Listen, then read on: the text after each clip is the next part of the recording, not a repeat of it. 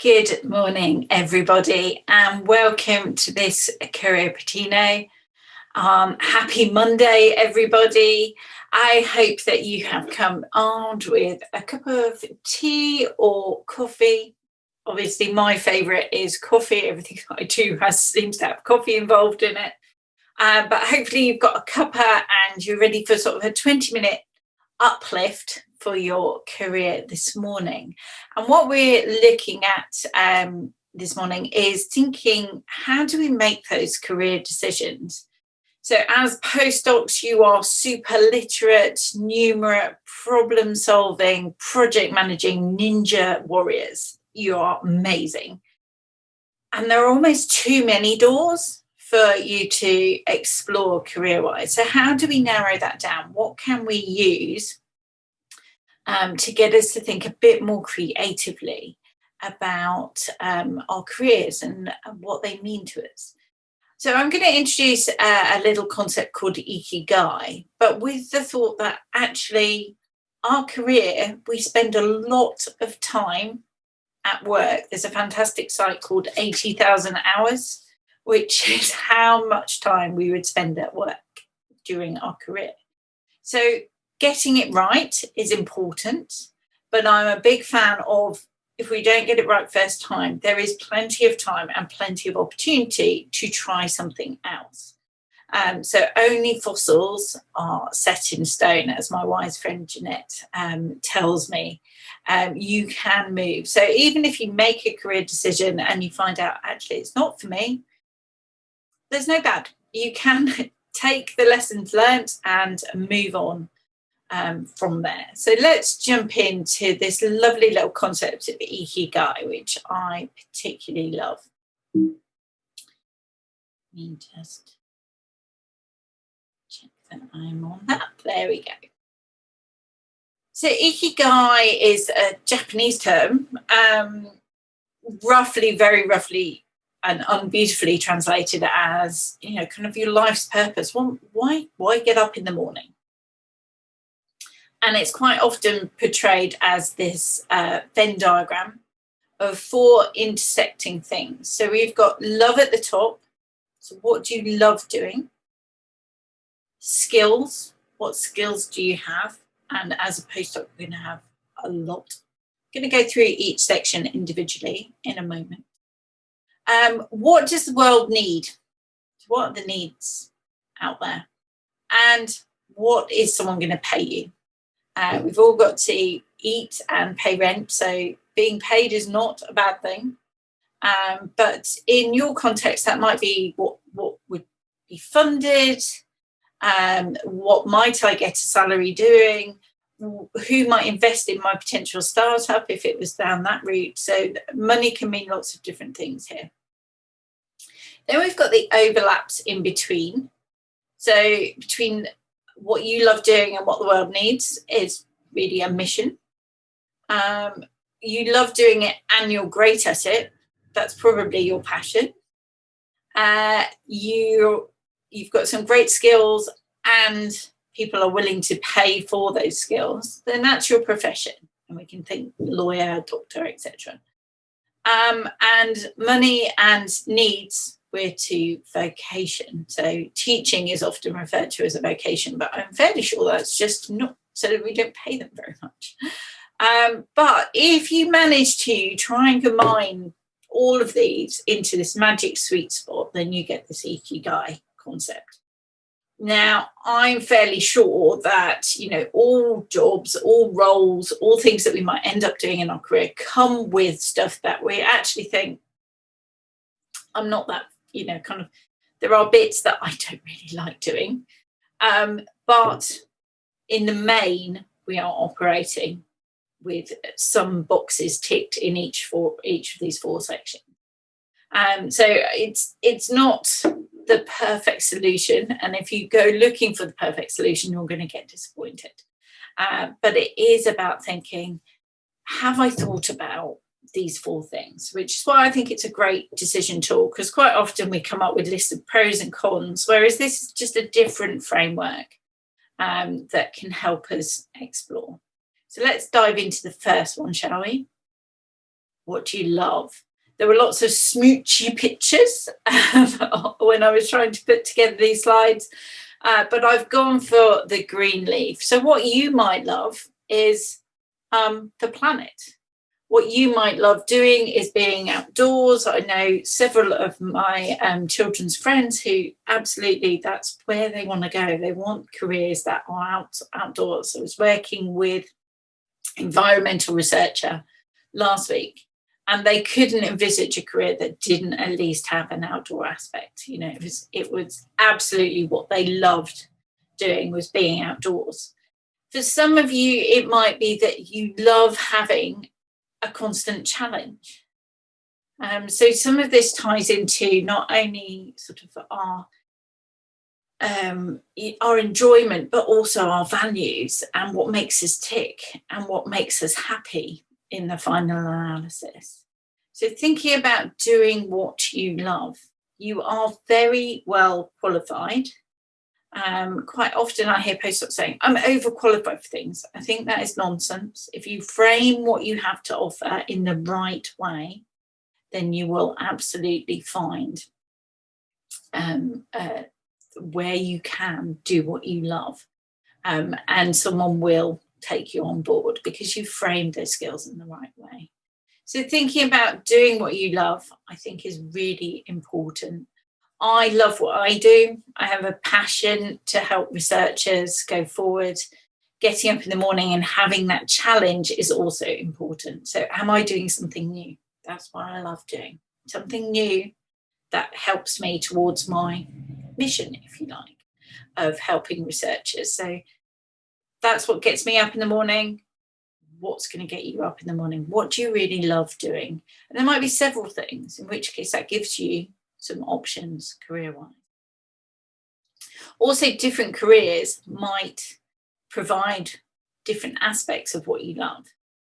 So I could go down the artistic route. I'm probably not going to, because I'm not hugely talented, but that would give me that creative outlook. Photographer, writer, all sorts of things would give me that creativity, but actually I apply my creativity to designing, learning. So thinking about, be open-minded to the different careers open to you. Quite a lot of researchers are like, right, I'm qualified in biochemistry, therefore I'm going to look at biochemistry in academia. I might open my blinkers slightly wide and look in industry, but I'm not looking at anything else. Actually, your average biochemist has got so many skills, practical skills, probably programming skills, people skills, communication skills, data analysis skills. They could go out and do all of those. So thinking about what is it that you really love about your role or previous roles that you think, I want more of that. Okay. Skills. Now, this is an interesting one, isn't it? Because you're PhD qualified. You might have one postdoc under your belt. You might have two. You're going to have a phenomenal number of skills. And what I find quite often is that postdocs underestimate the number of skills they have going for them. They tend to focus in one area rather than broadly. So this might be a great time to ask your fellow researchers in your research group or friends, family, what are my skills? What are my top 3 skills? And then start drawing together a list. I think you'll be surprised at the breadth of skills that you get back from that. It's not just limited to your discipline. Having looked at all those skills, which ones do you want to pursue? And this is tied into what you love. So I can use a spreadsheet, I'm literate and numerate enough to be able to be quite adept at Excel. However, if you gave me a day of Excel ahead of me, that doesn't feel, there's no intersection with what I love doing and Excel. I have friends who train in Excel. They absolutely love it. For them, that is a perfect match. It's a lovely 2 sections of your Ikigai. So thinking about, not only am I great at this and I'm really good at it, but do I want to have this involved in my day-to-day, in what I do every single day, which is quite a different thing. So I could, once upon a time, program. And actually, if I'm honest with myself, I didn't really enjoy it when I was doing it. Now I'm very rusty, so there would be that big activation energy. It's not something I'm looking to do. It's something that I could do, but it doesn't spark that joy in me. So thinking about which skills you want to pursue, and there might be skills that you want to learn.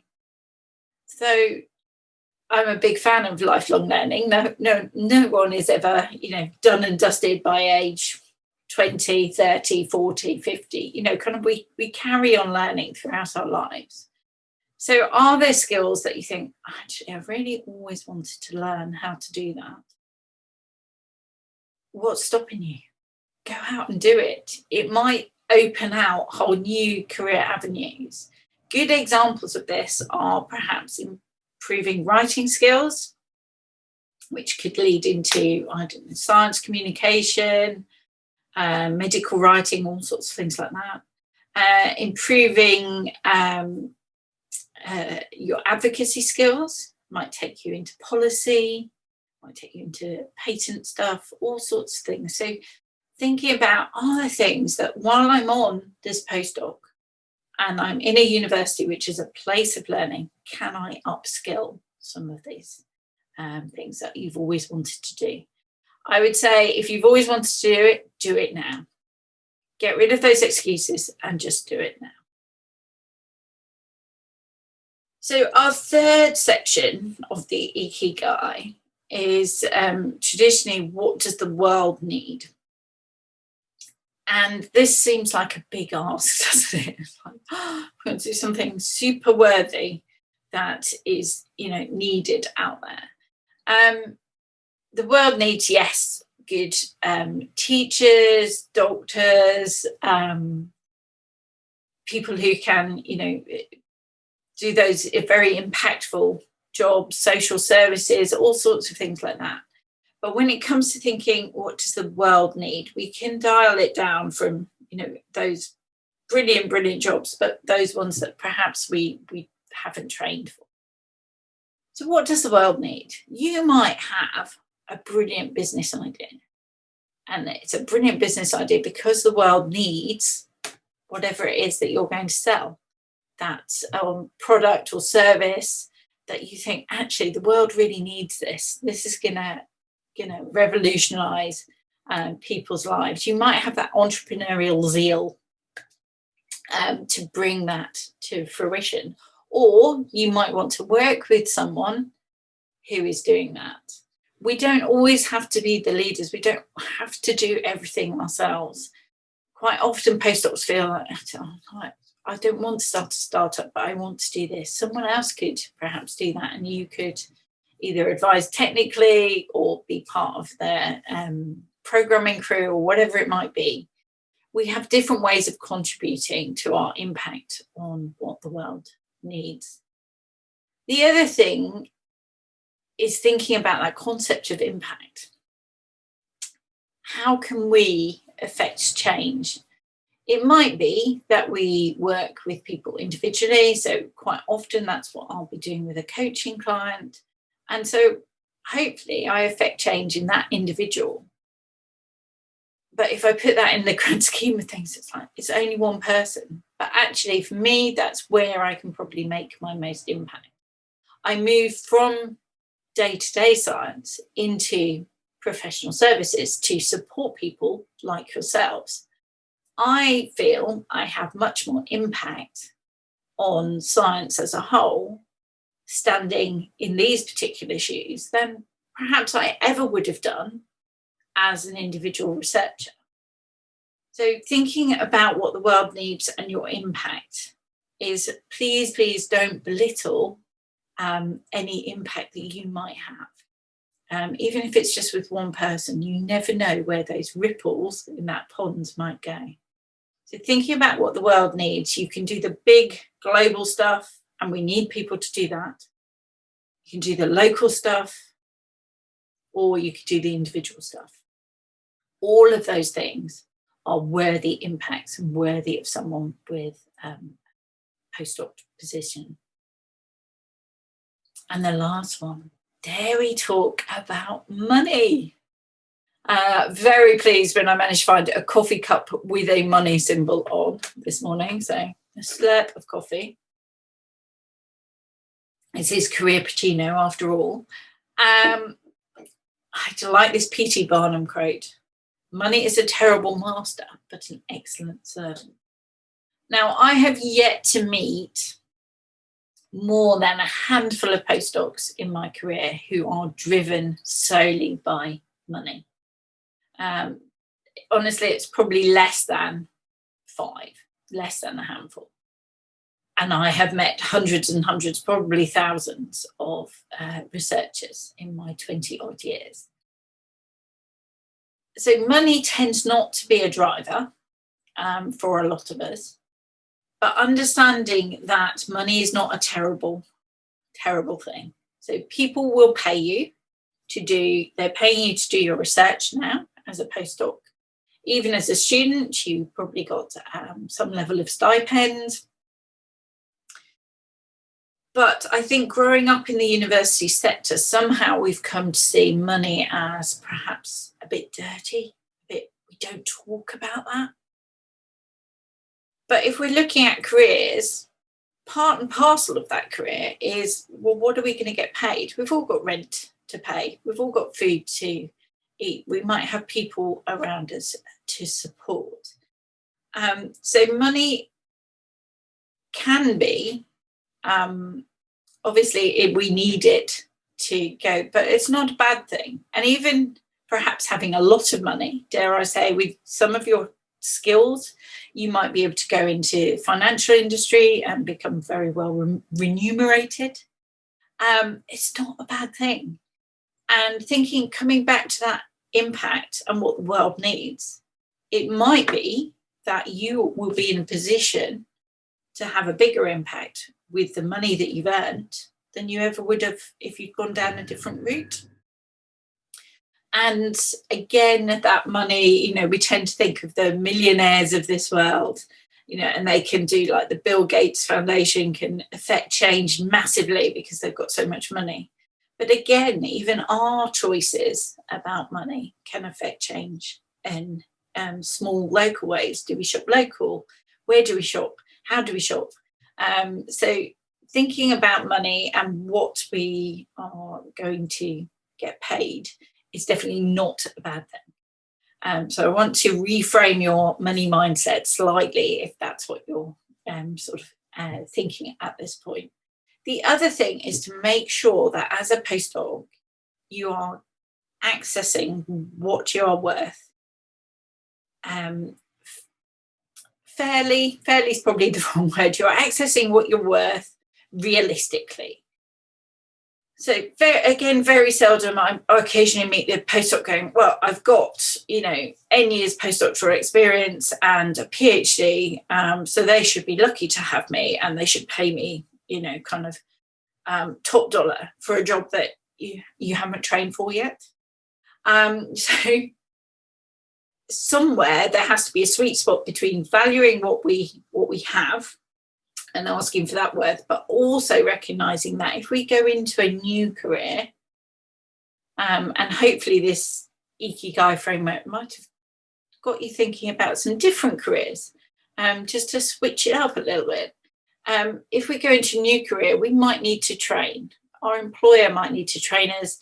They might need to push us through qualifications. Everything costs time and money. And therefore, that's going to be reflected in our initial salary. A good way to perhaps look at it is thinking, well, what are the prospects for my salary going forward? So it might be that you're in a postdoctoral role, which, kind of aren't the world's best paid jobs, but they are quite well paid. And in the UK, for sure, they're paid better than teachers. And we think, well, okay, So I might take a salary cut, but they're going to train me, and then my salary is going to be here. Whereas if I'd stayed in academia, it would have been here. So money is not the root of all evil, or even the love of money. But it's a terrible master, but an excellent servant. So go for what you're worth. Find out what the going rate is, and find people who will either fund your what you love doing with your skills that you've got that the world needs, and hopefully then you're looking at that sweet spot of the Ikigai. Thanks for joining me. If there are any questions, just pop them in the Q&A. I'll have another slurp of coffee while I wait.